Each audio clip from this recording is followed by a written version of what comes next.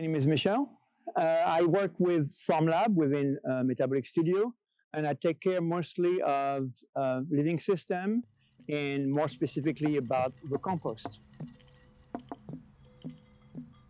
We get our spent mycelium bricks from dirt, and they end here. You recognize the bag. This is where those spent mycelium bricks come, and right away we start pulling out those mycelium bricks to see, what's happening with each one of them. Some of them will be used right away. They will go in the mushroom or mycelium nursery because they're still alive, they're still flowering or fruiting, and some will go in this little pile here. And if they have developed trichoderma, which is a type of fungi that's very virulent, very strong, and we don't want it to take over the other type of mushroom. So they'll wait there until we have use for them. If the spent myceliums are truly spent, because you'll see that it's not always the case. Most often, when those mycelium bricks come out of mushroom farms, they are fine. They just want a quick turnover, and so there's a lot of waste, a lot of plastic, a lot of mycelium bricks, a lot of cultures that are wasted because it's their business. They need to sell mushrooms. But we here, the same way we try to save the soil from a landslide or trees from after a forest fire, we try to use everything.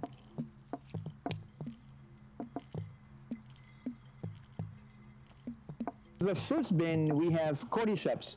Now, cordyceps is a very special mushroom. You probably heard some of stories about the cordyceps. It's not per se an edible mushroom, traditionally used in Chinese medicine. Here, what it does is just decompose a job. It does it very well. It's a very strange, very beautiful mushroom, and ants and pill bugs and worms love what comes out of it.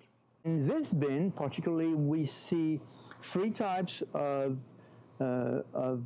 oyster mushroom. We have a yellow one. This one has already dropped its spore. It doesn't look very good, but it's still important because the spores are now inside the compost. We have a blue oyster, and we have a pink oyster, and many other species. But the oyster mushrooms are very important because they are good at trapping heavy metals such as lead and other harmful substances. So you'll recognize those ribs, those gills that you find in most of the oyster mushrooms. Here, we put a brick that was covered with mycelium but didn't have any mushroom, and we see a new growth or new fruiting. And this is the blue oyster, very good at trapping heavy metals such as lead. So these mushrooms eventually will grow, will drop spores, and the whole cycle is going to start and continue here in the bin. So if you were to remove the brick and look under, you'll see that it's already a very rich compost forming earthworms, all kind of critters. And within a few weeks, this mycelium bricks that was dry and apparently inert is going to become that.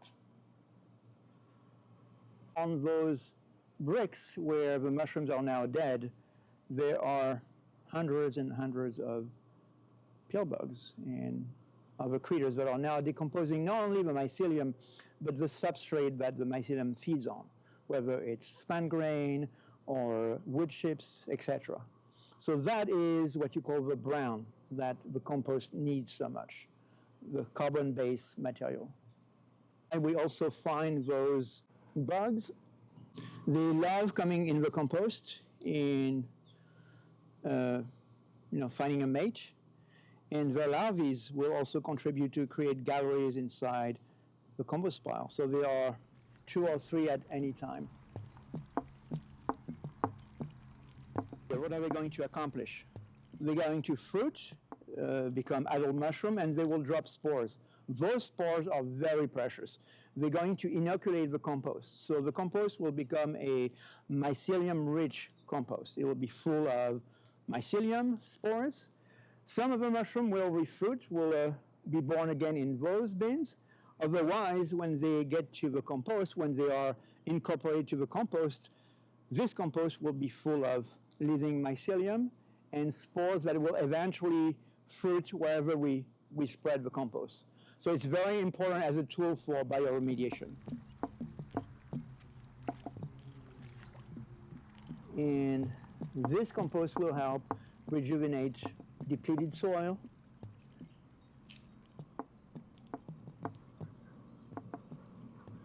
So this is what the type of substance we obtain with this type of compost.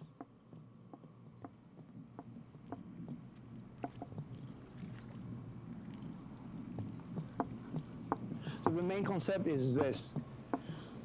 Whatever you think about spent material, things that have been alive and that you deem to be dead, there's always life in it. And not only there's life, but it can provide emerging system with new energy.